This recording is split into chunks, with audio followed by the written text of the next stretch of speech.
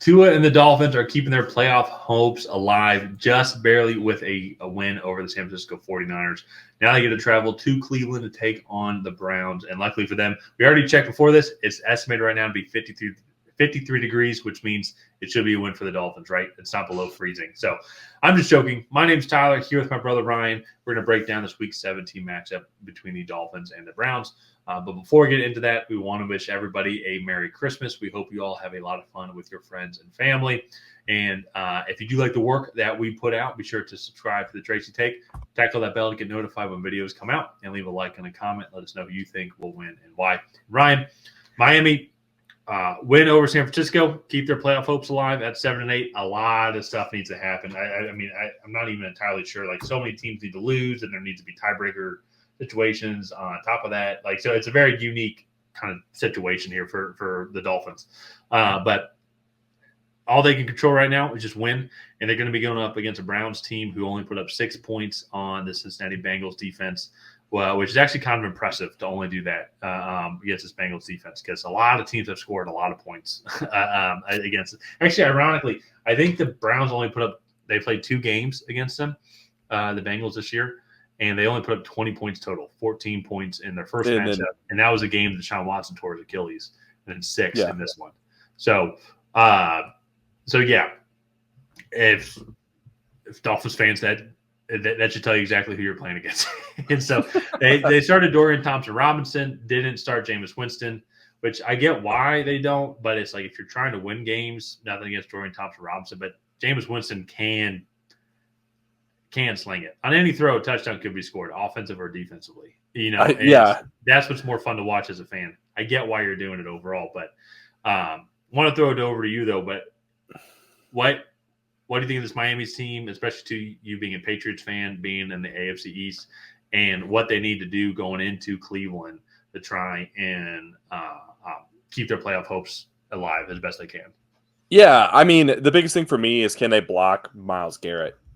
Can they keep Tua in the pocket long enough and upright to the point where he's not going to be like bothered, have to move out of the pocket, and he can definitely do that. It's just, ideally, this offense is best when Tua is holding the ball for about 2 to 2.25 seconds, letting those receivers get downfield, and then Tua can throw with great anticipation.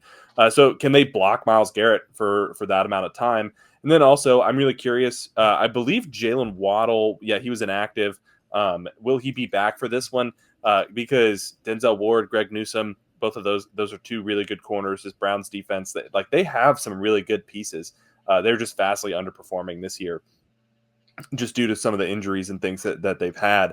And then, so can these receivers create separation against these really solid corners? And then the last matchup that I want to see is this Browns offensive line versus this Miami defensive front. Calais Campbell is a monster.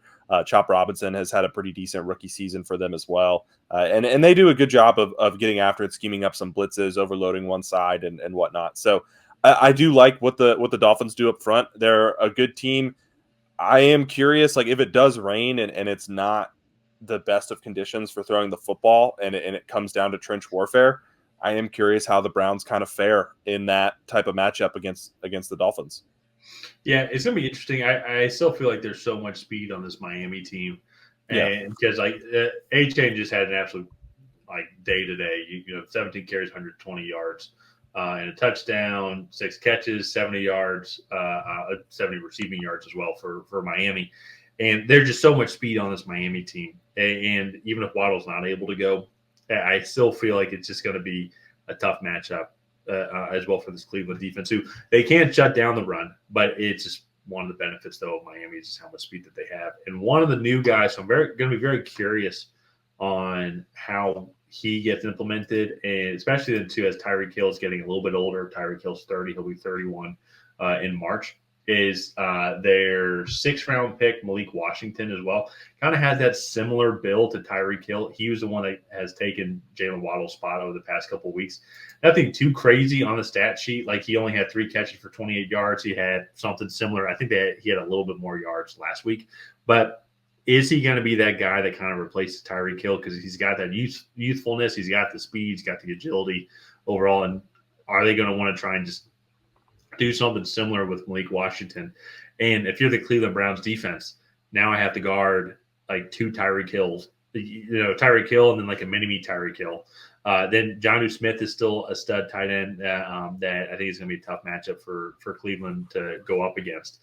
And then just everybody else, I guess that Miami has, Rivercraft, Raheem Mostert. That's actually really like all their weapons that I can think of.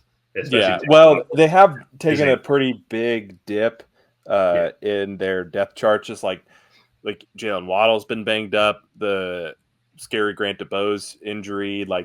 They've had some other weapons that have just gotten injured at certain times. So and so I can see your point. If it's a rainy day, like if it's super sloppy and you got to run it, that does seem to favor Cleveland. But at the same time, though, too, if they're doing Dorian Thompson-Robinson, I think it's just going to be tough, I think, for this team to move the ball as well. Because even this Miami team, they're hard to move the ball against. They're 7th overall in yards allowed, 10th in passing yards, 6th in rushing yards. So the same question could kind of be applied back to Cleveland as well. How are they going to move the ball if it is raining, and depending on the type of rain? You're going to have Calais Campbell up front as well, who's just an absolute behemoth of a human being. You still got Jalen Ramsey and Devon Achane as well in the secondary to have to go up against. So I think it's just going to be tough for this Cleveland team to move the ball also. And I say that like complimenting the Miami defense, but also too, just Dorian Thompson-Robinson's just not the guy. And I'm not saying Jameis Winston is the guy, but if you're trying to go out there and win games and put up yards, you got to go with Jameis Winston. It's obviously we all know what happened against Kansas City, but also Kansas City is one of the best defenses in the league. So they can set up scheming, they can confuse him as well. Because they can confuse a lot of quarterbacks. But I will also say, like, if in this game, this could not be a typical like Miami track meet game. This could be a possession, like playing field position type of matchup. If it's going to be a sloppier field condition. Well, to see, and also too, we're 7 days out. It's like I'm not a weatherman. I wish I was, just because like I'd love to be wrong 80% of the time and get a pay raise. But that's a separate conversation.